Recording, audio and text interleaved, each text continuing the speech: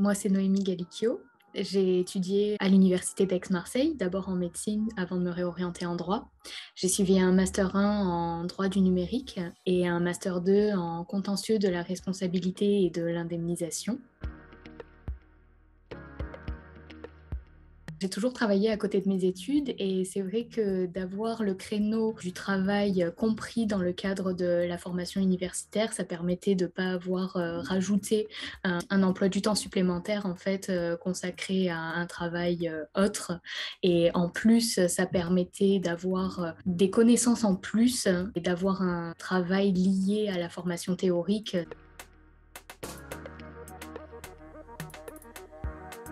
Alors, le rythme d'alternance, c'était une semaine en entreprise, une semaine à la faculté. Le rythme était suffisamment bien pour acquérir de nouvelles compétences dans le cadre de tout un domaine qu'on pouvait aborder au cours d'une semaine au moment de la formation à l'université. Et toute une semaine, en fait, la mise en application, ça permettait vraiment de faire un lien par rapport à la formation et par rapport à l'entreprise. Moi, j'ai eu la chance de trouver une alternance qui avait vraiment un lien avec ma formation, donc je gagnais du temps et sur les révisions et sur la mise en pratique en fait dans le cadre de l'alternance. Le sujet devait avoir un lien avec notre alternance en fait, d'attirer l'attention sur quelque chose qui est peu connu et sachant la connaissance de mon directeur de master sur le sujet, qui est un avocat, qui est praticien du droit, etc. Et de voir qu'il n'était pas au courant que les assureurs intervenaient par rapport à cette typologie de responsabilité, ça m'a de suite orientée dans le choix de ce thème.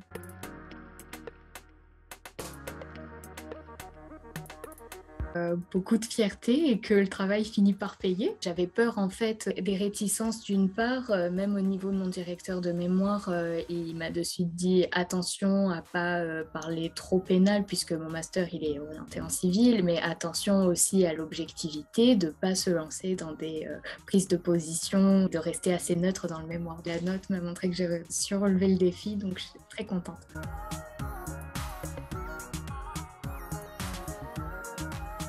J'ai des personnes qui m'ont soutenue vraiment. C'est le cas de ma manager dans le cadre de mon entreprise. C'est ma tutrice d'alternance qui me formait dans le cadre de mon poste en alternance. Même elles ont rajouté des questionnements que je ne m'étais pas posés. Donc, elles m'ont vraiment aidée sur ça. Et des difficultés, oui. Et justement, dans le cadre universitaire, c'est là où j'ai vu toute la différence entre la pratique et la théorie, où je voyais, par exemple, j'ai sollicité des professeurs, j'ai posé des questions et je voyais que le sujet était très tabou et qu'ils esquivaient complètement de répondre à mes questions. Donc, c'était quelque chose d'assez difficile puisque j'avais la personne en face qui aurait été capable de répondre à mes questions, mais je voyais que le sujet le dérangeait et le gênait tellement que c'était juste pas possible de poursuivre pour obtenir les réponses. Ça montrait tout l'enjeu du sujet, à savoir que c'est un sujet tabou et qu'au niveau des recherches, effectivement, c'est pas quelque chose qui a été abordé en matière civile dans le cadre du droit.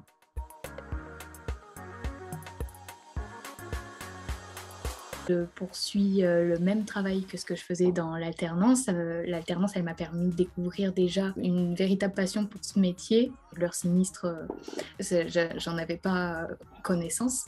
Donc, ça m'a permis de découvrir ce métier que j'ai apprécié et pour lequel j'exerce actuellement donc, en CDI dans la même entreprise. Et concernant le service de la responsabilité, donc, qui était une responsabilité classique à Marseille où j'effectuais mon alternance. Et là, je suis passée donc régleur sinistre dans le service sans faute inexcusable de l'employeur. En sinistres internationaux, en sinistre construction et en sinistre responsabilité des propriétaires d'immeubles et syndics de copropriété.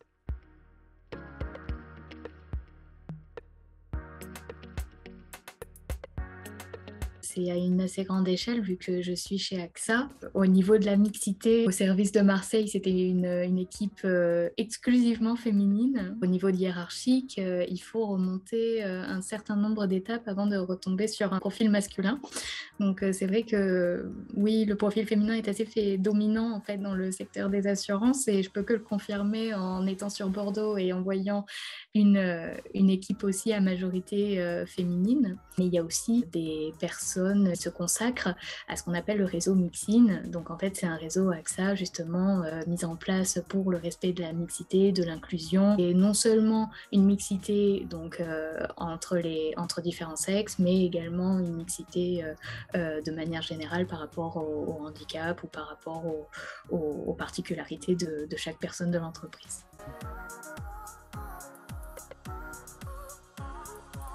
Je recommande complètement l'alternance dans le sens où ça fait gagner de l'expérience, ça permet de se faire connaître auprès d'une entreprise qui est susceptible ensuite de proposer une opportunité d'embauche et aussi en termes de compréhension des cours. Moi, je sais que parce que j'avais une alternance qui correspondait bien au profil du master, j'ai pu gagner du temps au niveau des révisions, j'ai pu avoir connaissance de beaucoup de choses qui étaient en lien avec mon master. Donc oui, je recommande complètement l'alternance.